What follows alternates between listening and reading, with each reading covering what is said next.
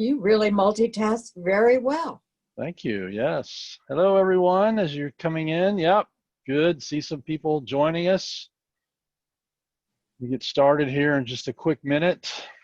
As you join, sure would love to have you tell us who you are in the Q&A and where you're from. If you don't see the Q&A, you may need to download Zoom, but it's in your toolbar down at the bottom of your screen. Oh, thank you. Thank you, Janet. Appreciate that. Looks like we got folks jumping in. Hi, Tara. Hey, Gabe. Nice to see you all. Thank you. How fun. As you know, this is The Net Effect, and this is episode number 10. Thanks for taking time, everyone, to join us. Our guest, Judith Patterson, is here. We'll talk more about Judith in a minute, but you can see her smiling, gorgeous face alongside of mine. I'm your host, Robin Jones, director of the ABF Career Alliance, and we have a treat for you today. I love our program, and I love the topics that we're going to be covering today. I can't wait for you to hear. But again, just to make sure you've got your Zoom squared away, we'll do some Q&A somewhat through the presentation, mostly towards the end. And chat has been disabled, so please communicate through the Q&A. If you have a question, just type it in the box, and we'll move through that, get to it as quick as we can. So a little bit about this lovely lady that we have here with us today. She's the co-founder and president of US Performing Arts, or USPA. It's a summer program for students ages 1 to 11. My daughter, Madison, actually went through the UCLA program when she was in high school. Made a huge impact on her. And these programs give passionate and talented students the opportunity to hone their craft with some of the best professionals in the country while seeing and being seen at their potential in future college. I thought it would be interesting for you to take a look at some of the schools that Judith has worked with. I think up to 18, right? Universities at one season at a time? That's right? Correct, and I'll be happy to tell you about some of the others. Oh, great. I know they're top tier programs around the world. You yourself have been a professional actor and dancer since the age of 8. I can just see you running around with your little tutu on in both theater and television. And she later produced and directed some of the largest multimedia permanent attractions in the world. That's awesome. She taught theater, film, television, and dance at the college level, and has administered and developed performing arts curriculum for several college departments. Pretty impressive, Judith, I'll tell you. Thank you for that beautiful introduction. It's embarrassing, Robin. Well, it's true, though. I love it. It's just wonderful. So go ahead. I'm sorry. No, I was just going to say I really appreciate being kind of tucked in here under the sheltering wing of the Almighty with all of the ABF Career Alliance people on this Net Effect. So well, they're a special group of people just like you. I mean, you're a Career Alliance. You're part of this whole community yourself. So we appreciate that. I know that it's been a tough time in the film industry, been a tough time in education with all the disruption of seismic proportions. I have 2 in the film business, and their movie production spaces have all been locked down. They've been shut down, been not doing anything in front or behind the camera since this quarantine started. The film festivals have been canceled or moved online. Theaters have been closed. Productions have been closed. It's just been a tough time in this world. And when I approached you to be a guest on the Net Effect back in the spring, you were still planning on some of your camps opening, right? That's right, exactly. But it wasn't until just recently that the final word kind of came down for the last holdout, right? That said canceled. Well, you had up on one of your slides just a few minutes ago the schools where we still held contracts with them. Georgetown, Pepperdine, Stanford, Yale. We couldn't pivot, as everybody's talking about, until they decided what they were going to do, because we were liable for the bottom line of the contract, which was a minimal guarantee. So we had to wait until the very last one said, no go, we can't have anybody on our campus this year.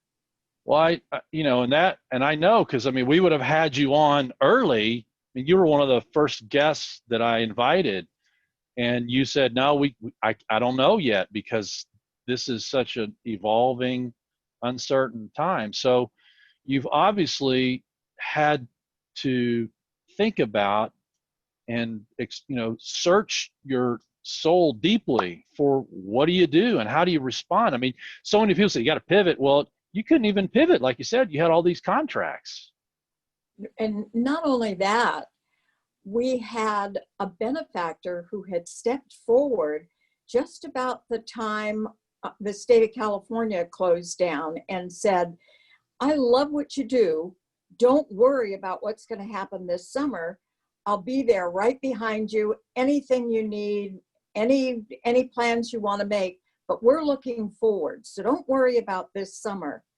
And then very sadly, 3 weeks ago, unexpectedly, he passed on. Oh.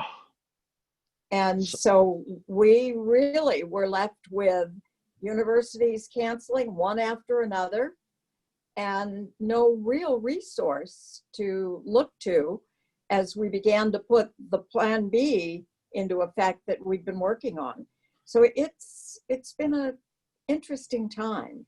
Well, you said clearly here that you've gone to the almighty resource as the place for inspiration and answers. Tell us a little bit about that. Well, we get so wrapped up in the problem that we forget that God is all powerful. And that's one of the things I really love. You and I've talked about this. I love about the Career Alliance, because there is that intangible asset in that we are all looking for spiritual growth, not just another job, another position, another business. We're looking for the spiritual growth that underpins that. And I realized that I wasn't getting anywhere, and I really needed to go to God with this, and ended up calling a Christian Science practitioner. I remember, Robin, first thing I said to him was, oh, I'm so glad I got you on the phone, a real person. I don't have to text. I need some help. I need some real help. I need help hearing what human footsteps I should be taking. Okay. And that's what his answer was. It was, aha. Okay. Right. Now I know what the problem is. Oh, yeah. Yeah, there are no human footsteps. And Well, I love that. I just think that's such an awesome, but it sometimes can be very challenging, right? It's like, what do you mean no human footsteps? What does that look like? Exactly. But with the human footsteps means outlining. And when we're outlining, we allow fear to get in because we think we're the ones that are all powerful. We have to come up with the ideas. We have to implement those ideas. So true. We have to do it all. And what it does is it closes out the creative ideas, the things that all entrepreneurs and small business people and even large corporations rely on for any kind of pivoting. Well, like this idea that you had from the Bible lesson about blessed. Oh, well, most of us who are listening and part of the net effect probably at some point during the week are studying the Christian Science Bible lesson. And how many times have we gone to a new lesson and opened it up and said, oh my gosh, how did the lesson committee know what I was working on? Wow, this lesson was written just for me. Well, in this particular case, there were two lessons that not only were written just for me, but they literally had the very citations the practitioner had given me to work on within the lesson. And it just popped out on me that I needed to take a deep dive. I already had the citations. I couldn't cursory read them. Yeah, we can all read them. And then they're just words. But what was behind those words? And one of the things that I loved when we had the Sermon on the Mount in the lesson a few weeks back, and doing some Bible study and realizing that the word blessed or blessed means happy. Ah, Don't we all want to be happy? well, I certainly do. I'll guarantee you. And you know, and I'm wondering, as you move forward, you put some interesting things up on this slide about how to challenge yourself daily, and now that your schools are where they are, you know, you are looking forward, right, with that inspiration. I truly am, and I the word pivoting keeps coming up, and I love buzzwords that get particularly into the business climate. I can only tell you all that it's a good thing I'm a dancer, because I've been pivoting so much. I've been doing multiple pirouettes on every single subject I've gotten myself into. So I really kind of want to put that to the side and know that it's not about pivoting, it's about listening.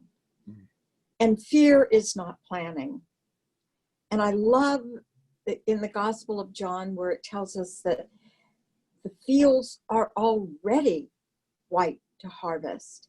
And again, in doing some Bible study, I discovered something I didn't know, but many of those that are out there today probably do know the Bible better than I do. In the days of these writings, there was a cycle that the harvesting went through. And when the flowers or the buds of the seeds became white, that's when they knew that the field was ready to harvest. So when we look out there and we can see that the fields are already white with harvest, because God's idea comes complete. It doesn't need anything to be added to it or taken away from it. We just need to hear what the individual plan is for us to carry out. And that's really what I've been working on doing in these last few weeks, last 2 weeks particularly.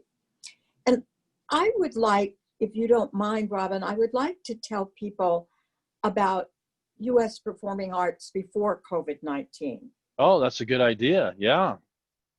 And as you well know, it came out of, I was working at Principia College, and I was very familiar with the admissions marketing program, which was founded by the then admissions director, Martha Quirk. And it was very, very interesting thing that she was doing. And that's, she was sending out students 2 by 2 out into the field to recruit students for Principia, talk about their experience, to have meetings with people, etc. At the same time, or maybe even a little bit later into the period, my office at Principia, the theater department, theater and dance department, looked out on the athletic department. And at certain times during the year, I could see people coming through, being recruited by the athletic department to come to Principia College and play sports. And I had an aha moment. I realized that for the theater and dance department, if we could get students on our campus and they could meet our wonderful faculty and hear about the things we're doing and even maybe take a class with us, why wouldn't they want to apply to Principia College to come to school as an actor or dancer. Yeah. And in our family, two of our children were scholar athletes, and I was very aware of the value of bringing students to the campus. You get kids on the campus, you show them around, and of course they're going to want to apply.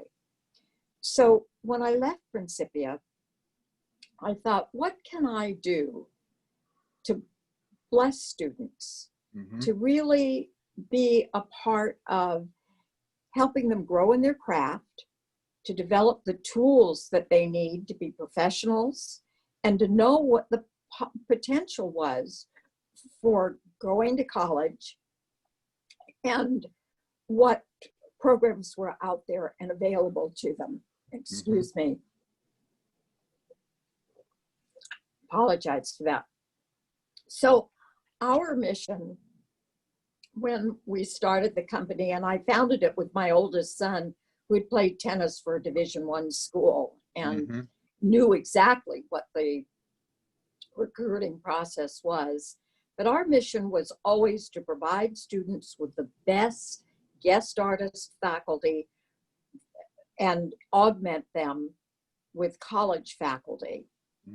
So the guest artists would come from the industry, Broadway and Hollywood, and the faculty would be a part of that. And we would top tier universities bring students to the campus and talk with them, not just about that campus, but also other colleges and universities around. Well, that very first year, and by the way, you want to talk about pivoting?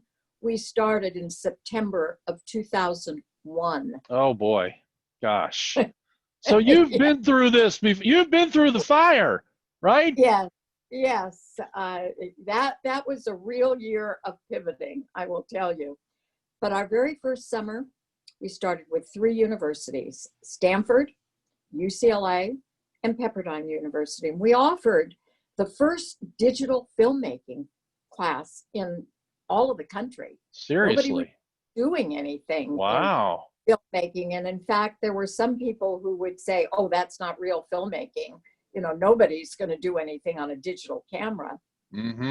But I had an opportunity of sitting in on a meeting that George Lucas had for a group of his friends. And he had shot what we call in the business his dailies. That's when you use cameras to document what you've done every day so that you have an idea of what you need to do the next day.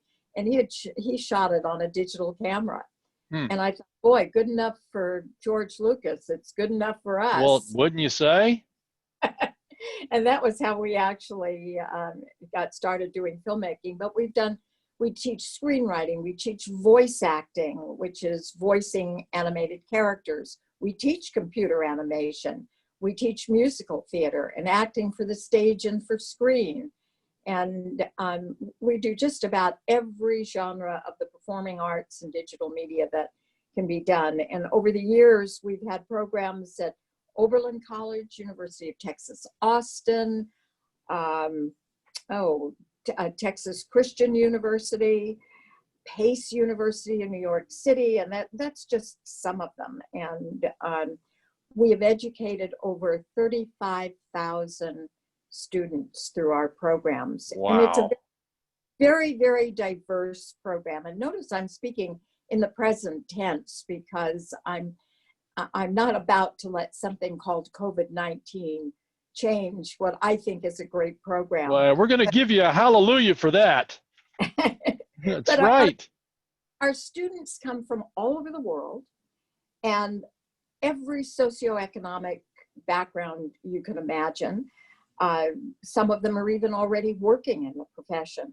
And in fact, we have a very close relationship with SAG-AFTRA, and we work with their looking ahead students who are not only working right now, but they want to assure the longevity in the arts for themselves. We've had children whose parents are very famous in the industry, such as Madonna's daughter and Faith Hill and Tim McGraw's 2 daughters. We've even had a daughter of the President of the United States. Wow. How fun. But they all share a real common denominator, and that is they all have an absolute passion for the performing arts and digital media, and they want to learn about their craft. And they're beginning to understand that it is a craft. It's not a one class and you're done. We joke about the one and done philosophy. It isn't that at all. Like any craft, any craftsman, you continue to hone your craft so that you continue to get better. And I've sat in workshops with artists who, particularly actors, who have been in the business for 15, 20 years and are still going to class. Well, I love it. Those are the kind of kids. And, well, so what are you saying to them now? I mean, obviously the challenges that are facing the industry, you can't underestimate it, because I mean, if the fact that you can't actually get on set where there's all kinds of people rubbing, and you certainly can't film with a mask on, right? And the crew has to work, and there's all those things. How do you think it's going to unfold, and what would you say to our students today and that are That's a brilliant question, because the industry actually in some areas has been cleared to go back to work, but we can't come up with a protocol. Isn't that interesting? Because of exactly what you said. You can't film a scene with masks on. Well, I know, like yesterday, the governor of California said everybody's going to have a mask on. You go outside, you go to the, go wherever you're going to go, get some gas, you got to have a mask on. So what do students do? What should they be thinking about? And why is it important for them to reach out to people that they know, even though no one's really doing anything? Well, because we will be doing something. This fear-based, fear-driven world that we're in right now is going to be healed. It's going to change in the twinkling of an eye. And guess what? We're going to have to be ready to jump on that train and go. We can't be sitting around and saying, oh, well, I'm a little rusty because I haven't done anything in weeks. And I just, writers should be writing. As a matter of fact, I'm working with a couple of screenwriters right now who are just doing some brilliant work, because one thing that's happened is that the deadlines have been removed so that they can work and rework, and they're getting friends together on. I'm going to backtrack for a moment, because the arts are extremely collaborative. Right. And at first blush, that would say, well, that's why you can't do anything. Well, that's what that's what you would look, that's what you'd think, right? But it isn't true. We're discovering ways that we can do things. Not substitutes, but in the meantime kinds of things that keep us tuned up and ready to go. And for instance, my professional friends are doing a lot of play reading on Zoom or in Microsoft Teams, but they're able to do it. As I mentioned, the screenwriters, right now, they don't have deadlines on them. So what they're doing is they're collaborating with a group of writers. It doesn't mean they're all going to have screen credit, but they have people that they read and they listen to and give them feedback for, and they have time to draft and redraft and rewrite and put it up again in Teams or Zoom and practice it again and get more feedback. And it's working.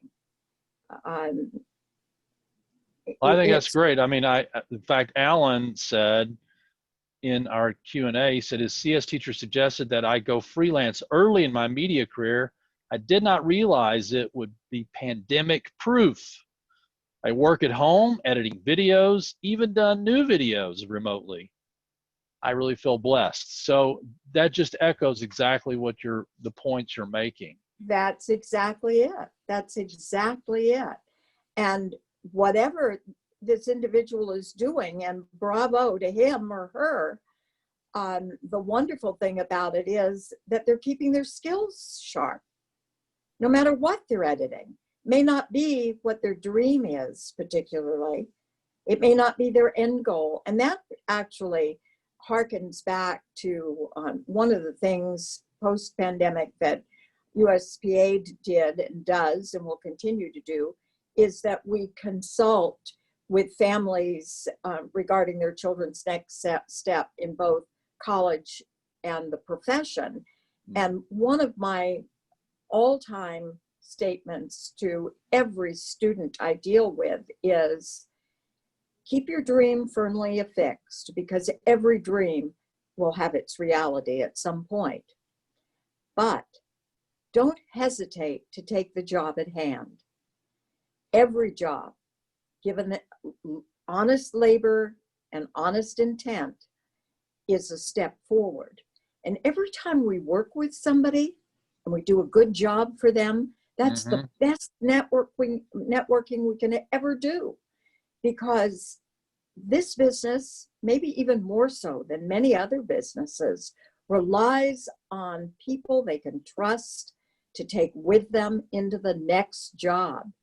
And that's why you often see people, the same crew and actors working together time after time after time, because we trust each other. We know we have each other's back, and we know that together as a team, we're going to do something that is far better than any of us could do singly.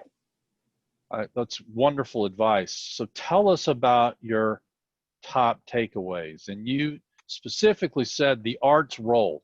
Talk to me about, and talk to all of us. What do you mean by that? Okay. There is no better way to tell the story of the human condition. And believe me, the story of the human condition needs telling today than through the arts. And from time immemorial, that's how man has been telling the story of the human condition. We saw it in the caveman's drawings. We see it in fine arts and museums constantly, hearkening to the human condition of the time. We hear it in plays. We see it on the screens. So there is always going to be room for the arts. It is necessary to be nourished. It isn't something we throw away. I learned how important the arts are when I was at Principia. I thought I was training actors and dancers for a professional life. And then one spring, I got a call from the CEO of IBM, and he wanted to know if they could recruit from our department. And I said, oh, I'm so sorry. This was in the days of switchboards. They've connected you to the wrong department. You want the business department. And he said, no, I was looking for the theater department. That's when I realized that the discipline and all of the things that we teach within the arts and the creativity is what all businesses want. I tell you, did you hear that big sigh right there? Because those were all the parents out there going, yeah. Hallelujah. Oh my, I am so glad to hear that. Well, the arts are very cross-disciplinary. And let's just look at Steve Jobs for a moment, because I don't think anybody would argue the fact that he is one of the most creative and successful technology individuals our world has ever seen to this point. It is because of his creativity. He was one of the most creative people I've ever met, number one, and that I've ever witnessed. And if you look at everything that Apple does, it's based on creativity. If we only needed engineers in this world, and that's what STEM would like you to believe, then who would have the creative idea that underpinned the technology that was being built? Who would have the marketing foresight to be able to communicate with people on their need for this technology? So you got to learn to communicate through the arts. You've got to learn the discipline through the arts. Anybody who has ever been part of a production knows what kind of discipline it takes. So yes, let's make sure that we keep the steam in STEM and support it in every way that we can. Well, I do want your take on why you put to those leaning on the sustaining infinite today is big with blessings. You made sure I put the S on there. Yes, I did make you write the S on there, didn't I? Well, I love that statement. And clearly, Mrs. Eddy felt it was important enough to make it the first sentence in the preface of her textbook on Christian Science. And if you look at that sentence, it is both a command and a promise. The command is to lean on the sustaining infinite. Well, we can all lean. That doesn't even take any effort. I can lean, you can lean, but it needs to be on God, the sustaining infinite. And then there is a promise. If we follow the command, the promise is that we will be rewarded with blessings, plural, not singular. She didn't say we're going to have one blessing and that's it. We'll take that away. That's our big takeaway. We're going to have a blessing. She said we're going to have blessings. Right. It will come in multifarious forms. And we're so blessed to be happy about that. So I would like to leave us today, and I know you're pushing me along. I warned you, I'm a storyteller. I love Well, and I love your stories, and we got time. They can always hang up if they want, right? But I know that they're sitting on the edge of their seat, listening intently, just as I am. I discovered a new hymn in the new Christian Science hymnal, and it was written by Christian Science practitioner and teacher Jill Gooding, and it complements that statement. And so I just have to read it to you. Lean on the sustaining infinite, and blessings will be yours. Lean not on person, place, or thing, or economic laws, but lean upon all-blessing God, who will supply all needs and give to all abundant good. And I just love that. I just recently came across that hymn. Well, I think that's so marvelous, and I appreciate you saying that. I did want to circle back to a couple points as it relates to, you know, being able to reach out into our community, reach out to into your professional network, reach out to folks that aren't in your network yet, and remind folks that we have some really wonderful resources in our Get the Tools section. We have 9 modules that are called Life Launch, and they have different topics, and one is called interviewing. And I also put in a point for questions to ask in your informational interview. So for folks that have, you know, that are uncomfortable with that whole start that conversation, where do I start, where do I go? There's some really good resources to kind of help. You can actually download the PDF. And when you do that, I recommend that you look at the questions and shape them and frame them to be more specific in nature as it relates to the conversation that you're having. I also wanted to point out, as we're moving along here, we're past the buzzer, but that's okay. We'll keep going. I always like to throw in some educational resources, and I happen to be pretty close to this particular college in Albuquerque, and wanted to show a few things and give some ideas, and hopefully you'll be able to see that there are opportunities and options right in your own backyard for so many ways to pursue theater, fine arts, or writing, or screenplay, or whatever it might be. At this particular community college, the students, they compete in screenwriting competition. The school is very interested in supporting local independent filmmakers. I promise you that's the case. I've witnessed that myself. It's really neat. You can get certifications and degrees.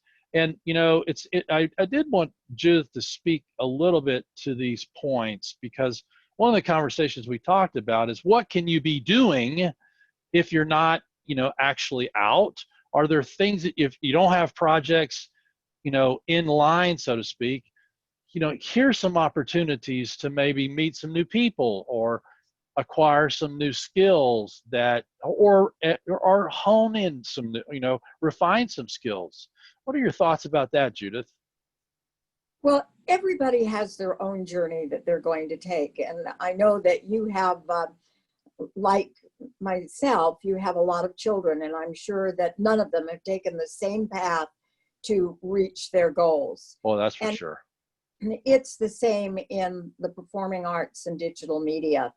Everybody goes about it differently. In fact, in my household, I have two grandsons who are filmmakers, and one never went to college because he was brought up in LA, was already working in the film industry, and he didn't want to interrupt his career at that time to focus on something else. And yet someday he would like to go back and get a degree because he would need that degree if he wanted to teach.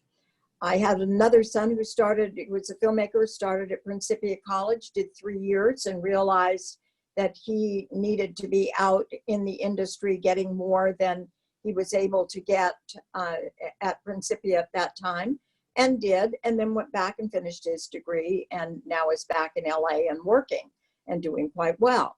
So everybody goes about it their own way. I will tell you that when you're going and taking courses that have certificates and things of that sort, they should be fulfilling for you, because really, honestly, in our industry, nobody's going to ask you for them. The only thing that might be necessary would be when you're qualifying for union certification, they may ask you if you have a certificate in a particular thing or a degree in something, but actually it's going to be hours on the job that qualifies you in our field. But all of these opportunities are skill building, and they're important for you so that you can perform when you're out on the job. And right now, when everything is closed down, if you're not taking a course online and you decide that that's not particularly for you, if you're in the film field, how about making a movie at home? Write your script, use your bubble that you're sheltered with to be your actors and your crew, and make a film and get it out there and have people look at it and tell you what their feedback is on it. Those are some of the other worries. Well, and I, it's amazing how many people, how many skilled craftsmen, how many positions there are in the industry. I was amazed to see, what, a makeup artist, the sound engineer, technician. I mean, there's so many different ways that you can enter into that world without, thinking you have to just act. Well, you may have other talents that you can bring to the table. And so I thought it was interesting to see the different salary ranges and incomes and job opportunities that are in that world. So we need to move into our final segment, which is the Q&A. We've got a few questions came in. Margaret wanted to make sure she knew what that hymn number was from Jill Gooding. Oh, I knew you'd ask me that. I think it might be something like 595 or something. It's in the new hymnal, the gray one, right? And and you can find it because it's by Jill Gooding. Okay, great. One of the questions is, I thought was interesting, was how do I avoid being pigeonholed? And answers to ageism. How would you what do you suggest for this person? That's a great question, and one that we probably don't have enough time to delve into as deeply as it needs to be. So I'm just going to surface it a little bit here.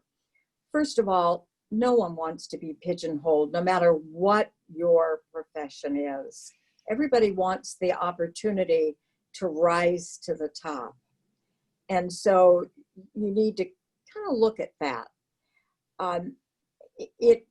And I don't know whether you're coming at this from an actor's point of view or whether you're looking at it from a crew point of view. One of the ways not to get pigeonholed in the crew is to volunteer to help other crew members where you think you have an interest so that you can learn their field well and then maybe be hired on to either be an assistant the next opportunity that comes up, or maybe you'll be ready to actually hold that position. If you're an actor, it's a little tougher. Actors do tend to get typecast. It doesn't take very long for producers to see you as a particular type. And in fact, when you get called to producers finally to audition, it will be along the line of, bring me a type like such and such and such and such. So that happens. And also in our business, ageism is a fact of life, unfortunately. They're beginning to get better. There've been some suits brought against production companies and producers that have made people look at it a little bit differently.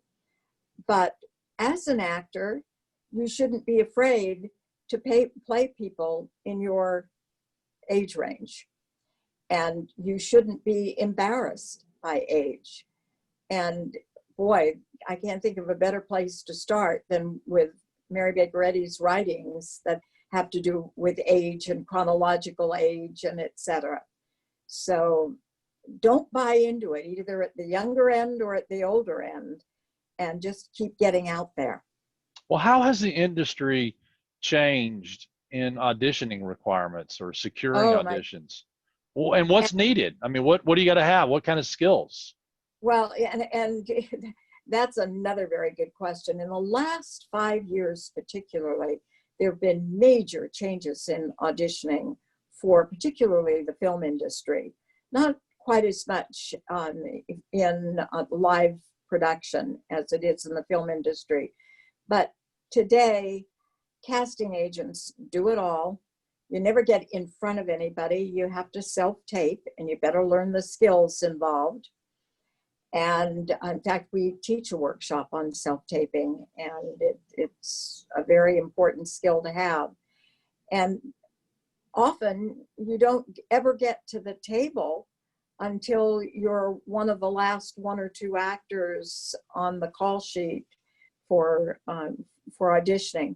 Now, I'd like to, if you don't mind, Robin, I want to make differentiation between college auditions and professional auditions. Good idea. They're very, very different, and the approach is very different. U.S. Performing Arts inaugurated the very first college audition workshop in the country. And we did it because professional acting coaches were beginning to get in and help students prepare for college auditions. And unfortunately, it was all wrong, because in college auditions, the auditioning panel, and it's generally a panel of faculty members, are looking for raw talent, number one.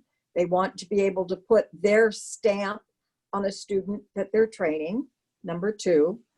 And number three, they really want to know that they can live with that student for 4 years. Not like doing a play or a production and it's over in a couple of months and they never have to be with you again.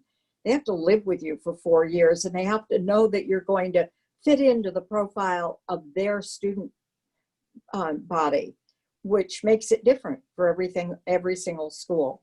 So I just wanted to make sure we touched on that.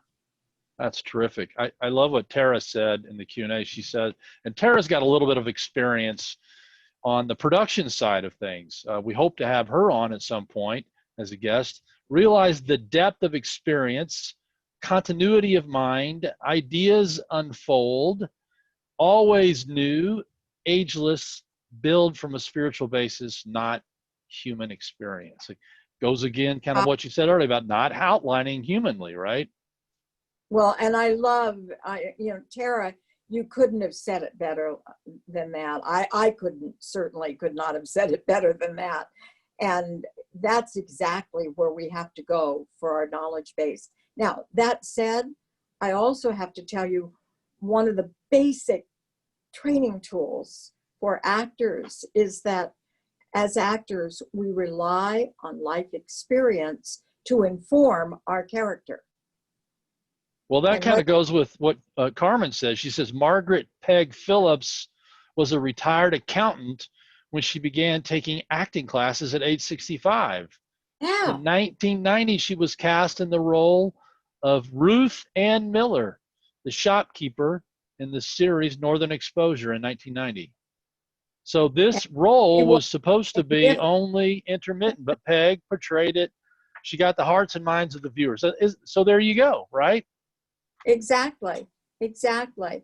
And that's one of the things in our workshops that we really work with students on, is delving into work that is age appropriate, because you can only bring to it what you've experienced. Well, And I'm gonna have one more question for you. Then we got to. I could keep going, but I'm gonna have to stop. We'll try to get to the ones that we didn't get to. How do I make a meaningful impact? And then, so let me just kind of wrap it into this one. So if you really love something and you rely on something to make the money that you love, it's often that you end up not enjoying it is that much. So if you love something and you really dive, does it mean you may not like it as much? What's been your experience? You obviously have a passion with the work that you do. I think that, labor is worthy of his hire. And the monetary, that's kind of like the wake on the boat. If we move forward with integrity and authenticity, we didn't talk a lot about authenticity today. I probably could have done a whole hour on that. But if we put integrity and authenticity into our endeavors, in our life's dream, inevitably we will be secure in what we need humanly to exist, our food, our shelter, etc. And then we just will continue along that path of life. Well, I love that answer. I'm going to launch our poll as we finish up. Please take a moment to complete our questions and tell us if you like what we're doing or not. We appreciate all the feedback that you give us. I did post some new jobs and an internship this week at the Career Alliance, and a couple of new career connections. So thank you to those that are listening and responding to our requests to help us grow and add to our community. If you want to reach Judith, you can reach her through our career connections. You can go to the abfcareeralliance.org, click the tabs, either Job Seeker, Career Ally. You'll all get there on the right-hand side. You'll see the Twitter feed, and you can just go right there and click the feed, and it'll take you to her career connection. Just request a connection, and we'll send out the email to Judith and ask for her to speak with you. So, and as you all know, with everything that's happening in the world, with all the different events, we'd like to ask for your help. In mid-March, our students began reaching out to us because they'd lost their jobs. I know mine had 4 of them that lost jobs, so I certainly have witnessed that myself.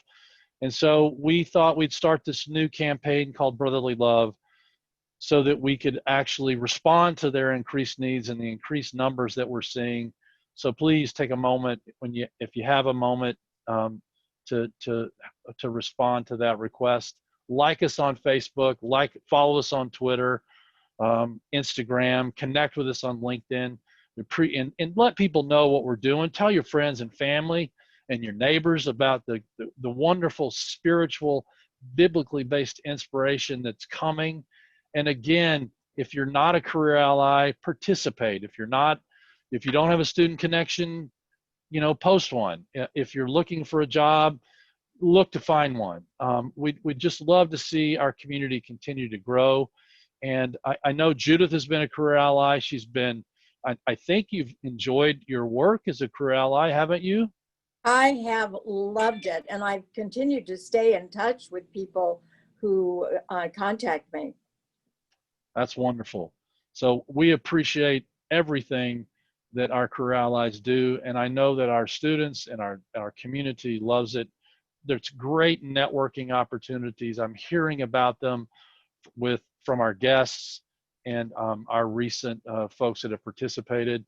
And remember that it's not about throwing your net out, it's about what you're doing when you're throwing it out. So cast it in the right way and in the right manner, as you've been learning from Judith today. What a great session, Judith. How wonderful it was, and how many wonderful ideas you shared with us today. So thank you. Thank you. And I really appreciated all of the prior discussions we had leading up to this, Robin. It was fun. Oh, it was so much fun. And thank you all for completing the poll. And thanks to the incredible team at the Albert Baker Fund. I so appreciate all the help and all the support. I had a terrific time today, and I appreciate everyone joining us. We look forward to seeing you again next week.